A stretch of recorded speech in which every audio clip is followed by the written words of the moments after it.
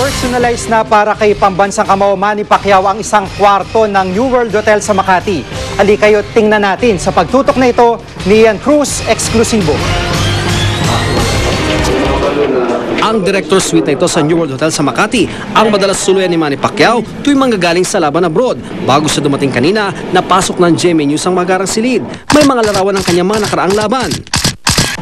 Sa dining area ng suite, isang cupcake tower ang nakapatong sa malaking bilog na mesa ang naghihintay kay Pacman. Larawan ni Pacquiao ang disenyo ng cake, may kasama pang boxing gloves at maliit na watawat ng Pilipinas. Sa tuktok nito, ang isang fondant cake na may nakalagay na 8 wonder ng mundo si Pacman. We also have champagne and strawberries, and then we have also little sweets for his children. If they stay with their father, they also have something to munch on. Sa katrobe ng mag-asawang Pacquiao, nakaburda ang kanilang pangalan. Nakalagay number 8 na simbolo ng ikawalong titulo ng pambansang kamao sa 8 dibisyon na umukit ng kasaysayan sa larangan ng boxing. We just want him to feel more welcome. So in fact, the place where he stays, the suite, we internally call it the Pacquiao Suite. Ian Cruz, sa Katutok, 24 Oras. Matapos ulanin ng batikos, hindi na gagamitin ng Department of Tourism ang kontrobersyal na slogan na Pilipinas kay ganda. Inutusan ni Pangulong Aquino ang DOT na maghanap ng angkop na slogan sa programang panturismo ng bansa. Sang-ayon naman ang Pangulong gawing poster boy o mukha ng Pilipinas si Manny Pacquiao na ikinatuwa naman ni Pacman.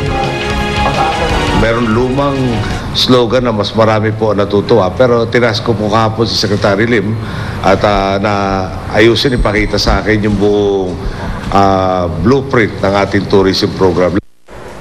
Nilinaw naman ng TV host na si Boy Abunda na hindi ang Malacanang ang nag-appoint sa kanya bilang Arts Ambassador ng National Commission for Culture and the Arts o NCCA.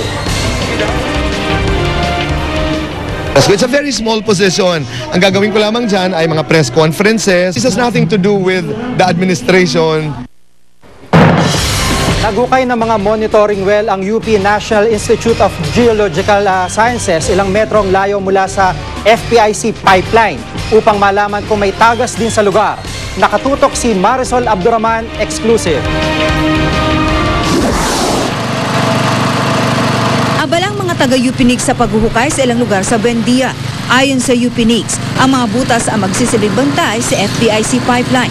10 metro ang layo ng pipeline mula rito sa monitoring well na binutas ng UP National Institute of Geosciences. At sapat na raw ang distansyang ito para malaman kung meron ding tagas ang bahaging ito ng Makati. Sa mga butas na ito na may lalim ng 10 metro, ipapasok ang mga tubong ito na magsisilbing catcher. Dito kukuha ng water sample. Ito lang ang titignan natin, makikita na natin kagad kung may tagas dito. Hindi naman maiwasang matakot ng mga nagtatrabaho sa lugar. Nagwo-worry kami siyempre kasi hindi namin alam na nandito pa yung line ng pipeline. We will not risk ourselves para maghintay kung kailan sila aaksyon. Hindi pa masabi ng UPNIX kung kailan uumpisahan ang monitoring nito. Marisol Abdurrahman, Nakatutok, 24 Oras. Abangan po ngayong gabi sa Kapuso Mo Jessica Soho, mga pagkain kadiri ang itsura at umaalingasong amoy, pero langit daw sa sarap. At ang nakamamanghang magic ni Harry Potter, pati na rin ang basketball na nilalahukan ng mga midget at ng mga wading. Abangan po yan sa Kapuso Mo Jessica Soho, mamaya na po pagkatapos ng 24 oras. Iminumungkahi ni dating Supreme Court Chief Justice Artemio Panganiban na baguhin ang party list law at lagyan ito ng mga probisyon para hindi maabuso para sa interes ng iilan. Sa legal forum ng Justice Cecilia Muñoz Palma Foundation, sinabi ni Panganiban na kabilang sa dapat klaruhin ng Kongreso ay ang formula sa pagtukoy kung sino ang nanalo, pati na kung sino ang dapat maging mga nominee ng isang grupo. Naglabas si Panganiban ng isang formula na binansagang Panganiban Formula para matukoy ang mga nanalo sa party list election. Ang formula raw ay base sa umiiral na batas noon at kung aamyandahan ang party list law, kailangan magkaroon daw ng panibagong formula. My formula is not necessarily best. It is crafted to meet the assumptions and provisions of the Constitution and the law. You change the law, then you change the formula.